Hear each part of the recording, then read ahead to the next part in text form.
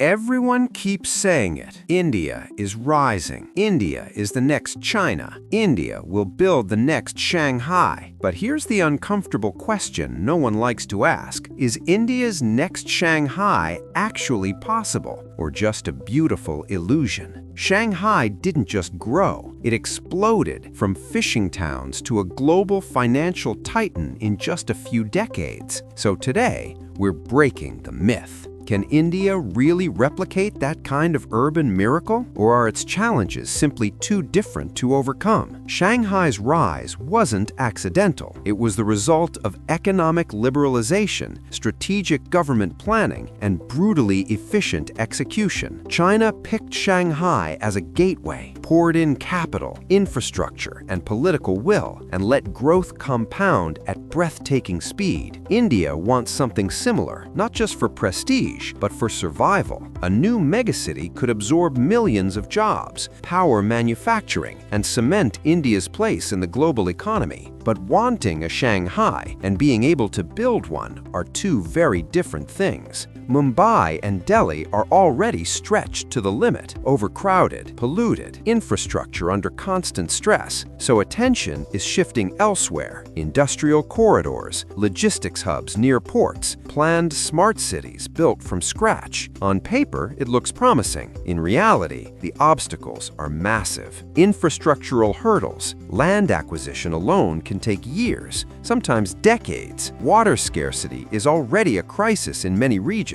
Energy demand is skyrocketing faster than supply, and bureaucratic delays, they don't just slow projects, they scare away investors. Social complexities. A megacity isn't just buildings, it's people, millions of them. Affordable housing, public transport, healthcare, education. If mismanaged, rapid urbanization doesn't create prosperity, it creates inequality on an industrial scale. China's secret weapon was control, centralized power, top-down planning, immediate execution. When Beijing decided Shanghai would rise, nothing stood in the way. India plays by very different rules. It's a democracy, a federal system, multiple states, interests, and political cycles. Coordination is slower, compromises are unavoidable, and while that protects freedoms, it makes Shanghai-style speed incredibly difficult. Add to that regulatory complexity, inconsistent ease of doing business, uneven foreign investment confidence. Replicating China's model isn't just hard, it may be structurally impossible. But here's where the narrative changes. India doesn't need to be China. It has its own advantages. Demographic power, a young population, a growing middle class, a massive domestic market. This isn't just labor, it's consumption, innovation, and momentum. Digital leapfrogging. India skipped stages others couldn't. Digital payments, AI adoption, smart infrastructure, renewable energy. A future megacity could be born digital, cleaner, smarter, and more resilient from day one.